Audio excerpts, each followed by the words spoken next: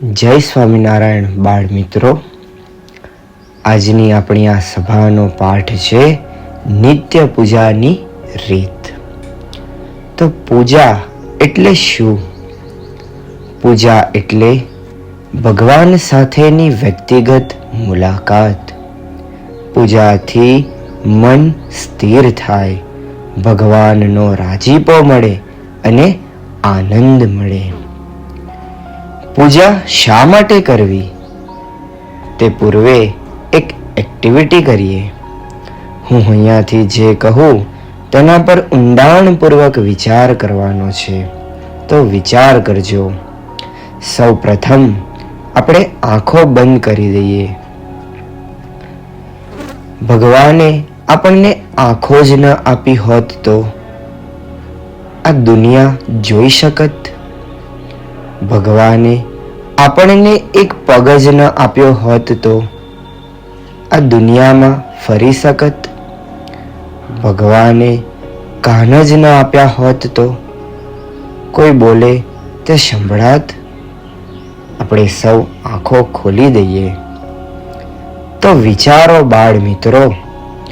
ભગવાનને આપણને સુંદર અંગો આપ્યા, આ જીવન આપ્યું, એટલે આભાર ન માનીએ તો કરેલા ઉપકારને ન જાણનાર કહેવાઈએ. સાચી વાત ને બાળકો? હા કે ના?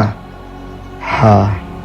આપણા શરીરના અંગો કેટલા અગત્યના છે, આનો કોઈ ચાર્જ ભગવાન લેતા નથી. તો આપણે તેમનો આભાર માનવો જોઈએ કે નહીં?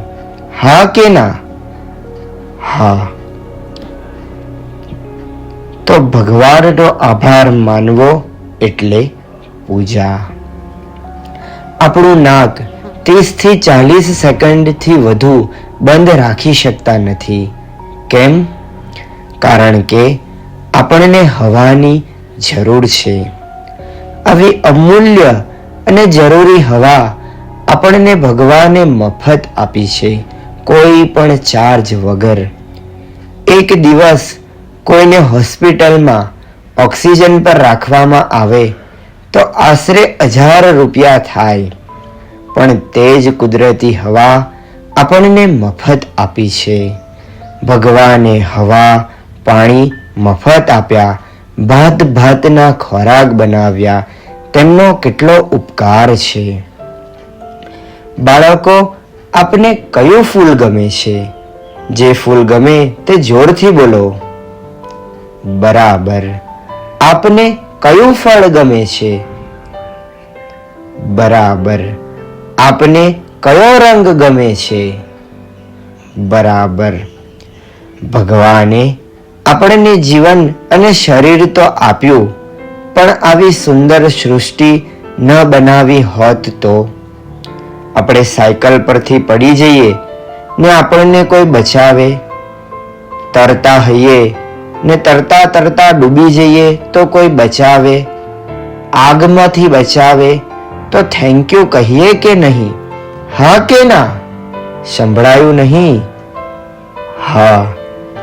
તો ભગવાનને આપણને આવા કળિયુગમાં BAPS સંસ્થાની અનુયાયી તરીકે પસંદ કર્યા ને બચાવ્યા છે. તો આપણે આભાર ન માનવો જોઈએ? હા કે ના? હા. એ આભાર માનવો એટલે આપણી પૂજા. હિન્દુ હોય તે પૂજા કરે જ. યોગીજી મહારાજ પણ કહેતા, 5 સમયે ભગવાન ખાસ પધારે છે. એક આરતી, બીજું થાળ, ત્રીજું ચેષ્ટા, ચોથું પૂજા અને 5મું માનસી. માટે પૂજા અવશ્ય કરવી જ.